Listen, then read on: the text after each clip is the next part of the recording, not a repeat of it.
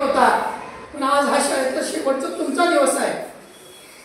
तुम्ही मला रस्त्याने कधी गाठ पडलात तर मला एवढंच अपेक्षा तुमच्याकडून की हे सर मला शिकवलं होते, कुठूनही माझ्या जवळ आलं पाहिजे. कमीत कमी विचारा पाहिजे सर तुम्ही कशा आहात. एवढीच एका शिक्षकाची अपेक्षा असते, दुसरं काय नसते. मित्रांनो, मी माझ्या भाषणामध्ये शाळेमध्ये शिकवत असताना तुम्हाला एक वाक्य कायम सांगतो मित्रांनो, ज्या दिवशी तुमच्यासाठी तुमच्यामुळं आपल्या आईवडिलांच्या डोळ्यात पाणी येईल असं कधी वागायचं नाही. आयुष्यात 2 मार्क कमी पडले तर चालतंय, काय नाही फरक पडत, पण चांगला माणूस बना, कोणाचंही वाईट करू नका आयुष्यात. मी नेहमी सांगतो, आपल्यामुळे कधी मुंगी सुद्धा मिळली नाही पाहिजे, आपल्यामुळे कोणाला नुकसान झालं नाही पाहिजे, आपल्यामुळे कोणाला त्रास झाला नाही पाहिजे, असा माणूस तुम्ही बनलं पाहिजे. अशी माझी शिकवण आहे तुम्हाला, माझे असे संस्कार आहेत.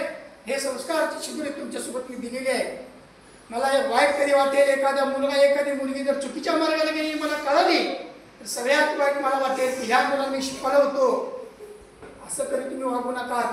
आज विरोध समाजामध्ये एवढंच सांगतो, अभ्यासात तुम्हाला मी काय सांगणार नाही, फक्त तुम्ही मला सोडून चाललात. या माझ्या लेकरांच्या पुढं काय व्हायचं, त्यांना कसे शिक्षण भेटणार, त्यांना मित्र कसे भेटतील, चांगले भेटतील का वाईट, याची मला खरोखरच काळजी वाटते. तुम्ही हक्काने इथे यायचा, शाळेमध्ये हक्काने तुम्ही यायचा. तुम्ही कुठलीच गोष्ट कधी माझ्यापासून घडवून ठेवली नाही. जे घरात घडले सुद्धा मला सांगत होता. किती माझ्या खरं सांगतो मी की मी एवढा नशिबान आहे की तुमचे प्रेम म्हणजे बघा, तुम्हाला प्रेम का केलं, कुठली माझ्याकडे कुठं तुमचा स्वार्थ नाहीये, असं निस्वार्थ प्रेम तुम्ही दिलं, तुम्हाला या शाळेला दिलं. हा निरोप समारंभामध्ये येत असताना हा निरोप हा शाळेतला शेवटचा निरोप आहे मित्रांनो. म्हणून मला वाईट वाटते, माझ्या डोळ्यात पाणी येते, ते यासाठी येते. एक आई जेवढा जीव लावते एवढा जीव मी तुमच्यावर लावलेला आहे. खरंच सांगतो, शिक्षक ही आई असते, शिक्षक हे वडील असते आणि शिक्षक हे गुरु बी असते.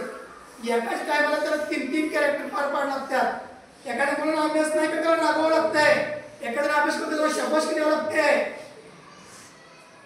आणि बघा, हे सगळं केल्यानंतर सुद्धा तुम्ही तरी सुद्धा तुमच्या डोळ्यात आज पाणी आहे. याचा अर्थच असा आहे की तुम्हाला सुद्धा शाळेत खूप काय दिले मिळालो. 6 वर्ष म्हणजे जोक नाही, 6 वर्ष आपण शाळेत होतो आणि आता आपली शाळा सोडून चाललोय.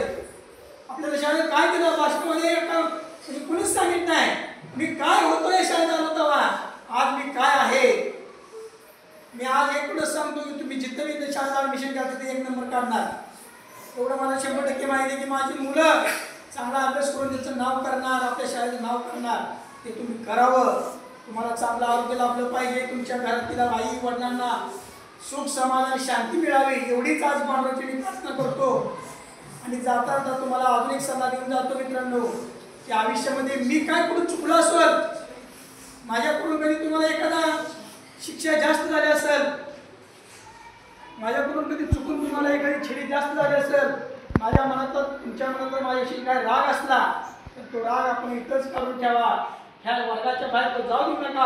आयुष्यामध्ये परिस्थिती भेटलात तर प्रेमानं जवळ या, विचारपूस करा, एवढीच माफक अपेक्षा.